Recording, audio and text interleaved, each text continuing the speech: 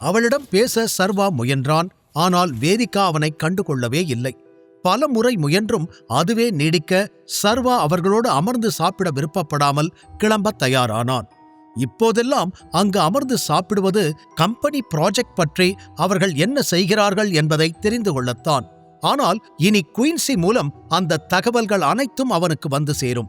எனவே அங்கு அமர்ந்து அவர்களோடு பேசி காலையிலேயே வாக்குவாதம் செய்ய விருப்பப்படாமல் கிளம்பிவிட்டான். யாரும் அவனை சாப்பிட்டுவிட்டு செல் என்றும் கூறவில்லை. சர்வா சரியாக காரில் ஏறுவதற்கு முன் அவனை அழைத்த வேதிகா, ஈவினிங் தாத்தா பர்த்டே பார்ட்டி இருக்கு, சீக்கிரம் வந்துரு, அவருக்கு ஏதாவது கிஃப்ட் வாங்கிட்டு வா என்று ஆர்டர் போட்டுவிட்டு அங்கிருந்து சென்றுவிட சர்வா லேசாக சிரித்து கொண்டான். ஏற்கனவே அதியமானுக்கு கொடுப்பதற்காக வாட்சை கிஃப்டாக வாங்கிவிட்டான். அதை இவர்கள் யாரும் பார்க்கக்கூடாது என அவன் முன்பு தங்கியிருந்த சர்வன்ட்ஸ் ரூமில் வைத்திருக்கிறான். ஈவினிங் பார்ட்டியில அதை கிஃப்டா அவருக்கு கொடுத்துடலாம் என்று மனதிற்குள் நினைத்து கொண்டவன் ஆபீஸுக்கு கிளம்பினான். மாலை நேரம் அதியமானின் பர்த்டே பார்ட்டி ஆரம்பித்தது. அந்த மொத்த வீடும் பெரிய அளவில் அலங்காரம் செய்யப்பட்டிருந்தது. பார்ட்டிக்கு என சில உறவினர்கள் மற்றும் நண்பர்களை அழைத்திருக்க அனைவரும் விலை உயர்ந்த உடையில் பார்க்கவே பணக்கார கலையோடு வந்து சேர்ந்திருந்தனர். சர்வா இறுதியாக அங்கு வந்து சேர உள்ளே நுழையும் பொழுதே கூட்டம் கூட்டமாக பலர் நின்று பேசிக் கொண்டிருந்தனர். ஃப்ரெண்ட்ஸ் அண்ட் ஃபேமிலியை மட்டும்தான் கூப்பிட போறேன்னு சொன்னாங்க, இவ்வளோ பேர் இருக்காங்க என்று சுற்றி பார்த்தவன் ஒருவேளை இவங்க ஃபேமிலி ஃப்ரெண்ட்ஸே அதிகம் போல என்று நினைத்து கொண்டான். அவன் மேலும் சிந்திப்பதற்குள் இந்த இத்துப்போன கார்ல இங்க வந்தது யாரு என்று ஒரு பெண் சர்வாவின் காரை காண்பித்து கேட்க, அதோ நிக்கிறானே ஒரு பையன், அவன்தான் என்று இன்னொரு பெண் கூறினார். அவர்களை நிமிர்ந்து பார்க்க குறுக்கே வந்த தீரஜ், அதுதான் வேதிகாவோட ஹஸ்பண்ட், உங்களுக்கு தெரியாதா என்று அறிமுகம் செய்து வைக்க அந்த பெண்களுக்கு எல்லாம் பெரும் ஆச்சரியம்.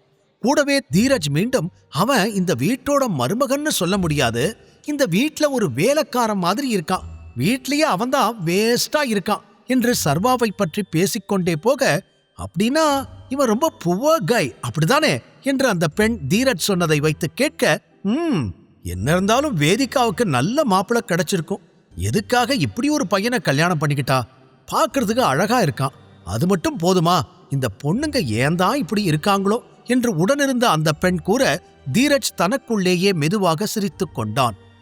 சர்வா வேதிகா இருவரில் யார் அசிங்கப்பட்டாலும் அவனுக்கு கொண்டாட்டமாகவே இருந்தது. அவர்களோடு பதிலுக்கு பதில் பேசினால் சண்டை வரும் என நினைத்து சர்வா எதையும் கண்டுகொள்ளாமல் அங்கிருந்து நகர்ந்து விட்டான். இன்னும் பார்ட்டிக்கு ஆட்கள் வந்தபடியே இருக்க வேதிகாவும் தயாராகி கீழே வந்திருந்தாள். பார்ப்பதற்கு கண்ணை பறிக்கும் அளவிற்கு விலை உயர்ந்த உடை அணிந்திருந்தவள் பிரவீன் அவளுக்காக கொடுத்த மோதிரத்தையும் கையில் அணிந்திருந்தாள். பலரின் பார்வை காரணமே இல்லாமல் அந்த மோதிரத்தின் மீது பதிந்தது. இன்னொரு புறம் தீரஜ் வேதிகாவிற்கே தெரியாமல் வந்திருக்கும் அனைவரிடமும், வேதிகா நாங்க சொல்ல சொல்ல கேட்காம அவனை கல்யாணம் பண்ணிக்கிட்டா, அவன் ஒரு வேஸ்ட், வேதிகா வாழ்க்கையே போச்சு தெரியுமா என்று சர்வாவை பற்றி இஷ்டத்திற்கு சொல்லி வைத்திருக்க, இப்போது வேதிகா மீது மற்றவர்கள் பார்வை சற்று வித்தியாசமாக விழுந்தது. அனைவர் மனதிலும் வேதிகா எதற்காக இப்படிப்பட்ட ஒருவனை திருமணம் செய்து கொள்ள வேண்டும், அப்படி அவனிடம் என்னதான் அவளுக்கு பிடித்தது என்ற கேள்விதான் பிரதானமாக இருக்க, அவள் கையிலிருந்த மோதிரத்தை பார்த்ததும் இன்னும் கூட சற்று அதிகமாகவே குழம்பிப் போயினர். பார்த்தாலே மிகவும் எக்ஸ்பென்சிவான மோதிரம் என்று தெரிந்தாலும் அது எப்படி அவள் வாங்கியிருப்பாள், அது எவ்வளவாக இருக்கும் என்று இன்னும் பற்பல கேள்விகள் அவர்களுக்குள் இருந்தது. அப்போது வேதிகாவின் தங்கை முறையில் இருக்கும் அனன்யாவும் பார்ட்டிக்கு வந்திருந்தாள். வேதிகாவைப் போலவே அவள் அழகாக இருந்தாலும் தன் பகட்டான வாழ்க்கையை பந்தாவாக காட்டிக்கொள்ளும் பழக்கம் கொண்டவள் அவள்.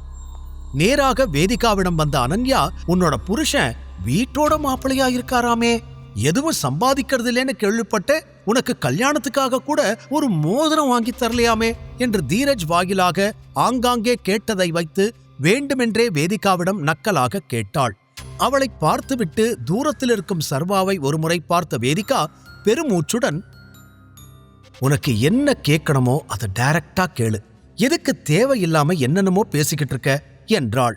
அதை கேட்டு சிரித்த அனன்யா, சும்மா தான் உன்கிட்ட பேசலான்னு வந்தேன், அப்படியே உன்கிட்ட ஒரு கேள்வி கேட்கணும், இந்த ஒண்ணுமே இல்லாத பையன் கூட நீ எப்படி வாழற, எப்படி சந்தோஷமா இருக்க என்று ஏதோ பெரிய ஆச்சரியம் போல் அவள் கேட்க கைகளை கட்டிக்கொண்டு அவளை முறைத்த வேதிகா, நான் இப்போ ஒரு கம்பெனியோட CEO என்று மிகவும் கர்வத்தோடு கூறினாள். ஆனால் அதைக் கேட்டு அனன்யா பெரிதாக அலட்டிக் கொள்ளவில்லை. நீ வேணும்னா அப்படி நினைச்சுக்கிட்டு இருக்கலாம், ஆனா தாத்தா உன்னை எப்படியாவது கம்பெனியை விட்டு அனுப்பணும்னு தான் ட்ரை பண்ணிக்கிட்டு இருக்காரு. முன்னாடி நீ அவருக்கு ஃபேவரட்டா இருந்திருக்கலாம், ஆனா இப்ப அப்படி இல்லை, அது உனக்கே தெரியும். அப்புறம் எந்த நம்பிக்கையில என்கிட்ட திமிரா சொல்ற என்று அவள் கூற, வேதிகாவின் பார்வை சற்று தள்ளி நின்று கொண்டிருந்த அதியமானின் மீது பட்டது. அனன்யா சொல்லவில்லை என்றாலும் அதியமான் மனதில் என்ன இருக்கிறது, அவர் தன்னை எந்த இடத்தில் வைத்திருக்கிறார் என்பது வேதிகாவிற்கே தெரியுமே. அதனால் அவள் எதுவும் பேசாமல் அமைதியாக இருக்க, வேதிகாவின் மோதிரத்தை பார்த்த அனன்யா வேகமாக அவள் கைகளை பிடித்து, என்ன இது, மோதிரம்லாம் போட்டிருக்க என்று கேட்டு முடிப்பதற்குள், அது ஒன்னும் சாதாரண மோதிரம் இல்ல, பிரஷியஸ் டைமண்ட் என்று குறுக்கே புகுந்து சொன்னாள் சித்ரா. கூடவே அந்த மோதிரம் எப்பேற்பட்டது என்று அவள் விளக்கிக் கூற, அனன்யாவின் கண்கள் ஆச்சரியத்தில் விரிந்தது. மேலும் சுற்றியிருந்த பலரும் அதை கேட்டு ஆச்சரியப்பட்டனர். வேதிகாவின் கையை அருகில் இழுத்து அந்த மோதிரத்தை மிகவும் தெளிவாக பார்த்த அனன்யா, இது நிஜமாவே அந்த ரிங்கா, என்னால நம்பவே முடியலையே என்று கூற, மற்ற சில பெண்கள் கூட அதே போலத்தான் ஆச்சரியமாக பார்த்துவிட்டு, வேதிகா இது எவ்வளோ, எங்க வாங்குன என்று மாறி மாறி கேள்வி கேட்க, ஒரு 40 கோடியாவது இருக்கும் என்று சொன்னாள் அனன்யா. இந்த மாதிரியான விலை உயர்ந்த பொருட்களை பற்றி அவளுக்கு நன்றாகவே தெரியும். கூடவே இருந்த அனைவரும் விலையை கேட்டு இன்னும் வாயடைத்து போயினர். அடுத்ததாக அந்த மோதிரம்தான் பேச்சு பொருளாகவே மாறியிருந்தது. இதை பற்றி பேசிக் கொண்டிருந்தவர்கள் அவ்வப்போது வேதிகாவையும் தூரத்தில் நின்று கொண்டிருக்கும் சர்வாவையும் மாறி மாறி பார்த்தனர். ஆனால் வேதிகாவை சந்தேகமாக பார்த்த அனன்யா, இந்த மோதிரத்தை வாங்கணும்னு நான் ரொம்ப நாளா நினைச்சுக்கிட்டு இருந்தேன், இதை நீ எங்க வாங்கினேன்னு நான் தெரிஞ்சுக்கலாமா? பிகாஸ் இதை வாங்க என்கிட்ட பணம் இல்லாம இல்ல, ஆனா இதை வாங்கறதுக்கு பெரிய பெரிய ஆட்களை எல்லாம் தெரிஞ்சிருக்கணும், அதான் கேட்கிறேன் என்று அனன்யா கேட்டுக்கொண்டே போக, தனது கையை பின்னால் இழுத்துக்கொண்ட வேதிகா, அப்படின்னா யாரால இதை வாங்கி தர முடியுமோ அவங்கள கல்யாணம் பண்ணிக்கோ என்று பட்டென கூறிவிட்டாள். அதை கேட்டதும் அனன்யாவின் முகம் மாற அங்கிருந்து சென்று விட்டாள். வேதிகா, சித்ரா இருவரும் ஒருவரை ஒருவர் பார்த்து கொண்டனர். அப்போது மைக்கோடு முன்னால் சென்று நின்ற Dheeraj, many more happy returns of the day தாத்தா, இப்ப கிஃப்ட்ஸ்கான நேரம் வந்துருச்சு, எல்லாரும் உங்களோட கிஃப்டை தாத்தாவுக்கு கொடுக்கலாம் என்று சிரித்துக்கொண்டே கூறினான். அவன் கையிலும் ஒரு பெரிய பெட்டி இருந்தது. பார்க்கவே அழகாக கவர் செய்யப்பட்டிருந்த அந்த பெட்டியில் என்ன இருக்கும் என்று அனைவரும் ஆர்வமாக பார்க்க, அந்த பெரிய பெட்டியை திறந்து, நீங்க இன்னும் 100 வருஷத்துக்கு இதே மாதிரி ஆரோக்கியமா இருந்து எங்களை சரியான வழியில கூட்டிட்டு போகணும்னு நான் ப்ரே பண்ணிக்கிறேன், உங்களோட இந்த பர்த்டேக்கு என்னோட ஒரு சின்ன கிஃப்ட் என்று சொல்லி அந்த பெட்டிக்குள் இருந்து ஒரு ஓவியத்தை வெளியில் எடுத்தான். அதில் அதியமான் உருவம் தத்ரூபமாக வரையப்பட்டு இருந்தது. கீழே அதை வரைந்த ஆர்டிஸ்ட் கையெழுத்து இருக்க, இவ்வளோ பெரிய ஆர்டிஸ்ட் கிட்ட கொடுத்து வரைஞ்சிருக்கியா என்று அனைவரும் அவனை ஆச்சரியமாக பார்த்தனர்.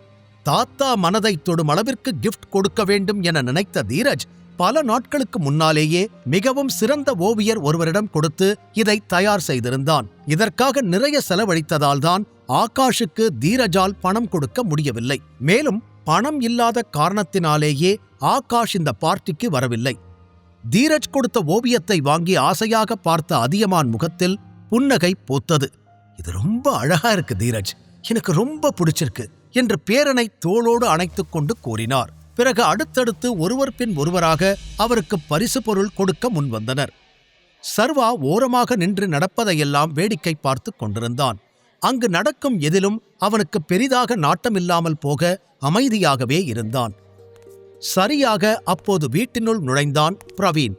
அவன் உள்ளே வந்ததுமே அனைவர் பார்வையும் பிரவீன் பக்கம் திரும்ப சர்வா அவனை பார்த்து எரிச்சல் அடைந்தான். இன்னும் கூட வேதிகாவிற்கு அவன் டூப்ளிகேட் மோதிரம் வாங்கி கொடுத்ததை சர்வாவால் ஜீரணிக்கவே முடியவில்லை. ஒரு பொண்ணை ஏமாத்தி அவளை இம்ப்ரெஸ் பண்ற அளவுக்கு கீழ்த்தரமா இருக்கான். இவனை போய் பிடிச்சிருக்குன்னு அந்த வேதிகா லூசு சொல்லுது. ஆனா அவளுக்கு மட்டும் இந்த மோதிரத்தை பத்தின உண்மை தெரிஞ்சா என்ன ஆகும் என்று தனக்குள்ளேயே நினைத்து சிரித்துக் கொண்டிருந்தான் சர்வா. அப்போது பிரவீனை பார்த்து ஆச்சரியமடைந்த அதியமான், பிரவீன், நீ வருவேன்னு நான் எதிர்பார்க்கவே இல்லை என்று கூறிட, நான் தான் அவனை வரச் சொன்னேன் மாமா என்றார் அம்பிகா உடனே. வேதிகாவை பிடிக்கவில்லை என்றாலும் தீரஜுக்கு பிரவீனை பிடிக்கும். பல முறை அவனுக்கு உதவி தேவைப்பட்ட பொழுது பிரவீன் செய்திருக்கிறான் என்பதால் தீரஜும் அவனோடு நல்ல முறையில் பேசினான். பிறகு பிரவீன் கைகளை பிடித்த அதியமான், என் பர்த்டே பார்ட்டிக்கு வந்ததுக்கு ரொம்ப தேங்க்ஸ் என்றார். எதுக்கு தாத்தா இதெல்லாம்? ஹாப்பி பர்த்டே, நான் உங்களுக்காக ஒரு சூப்பர் கிஃப்ட் கொண்டு வந்திருக்கேன் என்று சொன்னவன் எக்ஸ்பென்சிவான வாட்ச் ஒன்றை அவர் முன்னால் எடுத்து நீட்டினான். அதை பார்த்ததும் அங்கிருந்த பலரும் மூச்சடைத்து போகினர். வேதிகா கூட அதைக் கண்டு பெரிதாக ஆச்சரியமடைந்தாள். உண்மையை சொல்லப்போனால் அந்த கிஃப்ட் அதியமானை இம்ப்ரெஸ் செய்வதற்காக கொண்டு வந்தது போல இல்லாமல் வேதிகாவை இம்ப்ரெஸ் செய்யவே அவன் கொண்டு வந்திருக்கிறான் என்று தெளிவாகவே தெரிந்தது. அவன் நினைத்தது போலவே வேதிகாவும் அதைக் கண்டு ஆச்சரியமடைந்திருக்க, இன்னொரு புறம் அம்பிகாவோ, ஓ மை காட், 12 கோடி ரூபாய் வாட்சா என்று நம்ப முடியாமல் சத்தமாகவே கத்திவிட, அதைக் கேட்டு சர்வா இந்த பக்கம் சற்று எரிச்சல் அடைந்தான். யாருக்கு தெரியும், இதையே எங்கேயாவது டூப்ளிகேட்டா செய்ய சொல்லி வாங்கிட்டு வந்திருப்பான் என்று அவன் முணுமுணுத்துக் கொண்டிருக்க, அது லேசாக வேதிகாவுக்கு காதில் விழுந்ததில், இப்ப என்ன சொன்ன என்று அவனிடம் திரும்பினாள். அதற்கு சர்வா பதில் சொல்வதற்குள், சரி இப்ப எல்லாரும் கிஃப்ட் கொடுத்து முடிச்சாச்சு, சர்வாதான் இன்னும் கிஃப்ட் கொடுக்கல, தாத்தாவுக்கு என்ன கிஃப்ட் கொடுக்க போற என்று சத்தமாக கேட்டிருந்தான் தீரஜ். அவனது நக்கல் சிரிப்பிலேயே சர்வாவை அவமானப்படுத்த வேண்டும் என்ற அவனது நோக்கம் அப்பட்டமாக தெரிந்தது. அதுவரை ஆச்சரியத்திலும் மகிழ்ச்சியிலும் சிரித்துக் கொண்டிருந்த வேதிகாவின் முகம் அடுத்த நொடியே மாறிப்போனது. என்னதான் நல்ல கிஃப்ட் வாங்கிட்டு வா என்று அவள் கூறியிருந்தாலும் நிச்சயம் சர்வா கொடுக்கும் கிஃப்ட் இங்கு அனைவரும் கிண்டல் செய்யும்படிதான் இருக்கும் என்று அவளுக்கு தோன்றியது. ஒருவேளை விக்ரமன் கிட்ட காசு வாங்கி ஏதாவது நல்ல கிஃப்ட் வாங்கிட்டு வந்திருப்பானோ? அப்படி வாங்கினா மட்டும் என்ன ஆயிடப் போகுது? அந்த பணத்தை திருப்பி கொடுக்க இன்னும் எத்தனை மாசம் இவன் வேலைக்கு போகணுமோ என்று அவளாகவே ஏதேதோ நினைத்துக் கொண்டிருக்க, இந்த பக்கம் சர்வாவை பார்த்து சிரித்த அனன்யா, இவர் கையில ஒரு பழைய பாக்ஸ் இருந்துச்சு, அதுதான் கிஃப்ட்னு நினைக்கிறேன் என்று கூறினாள். அப்படியா?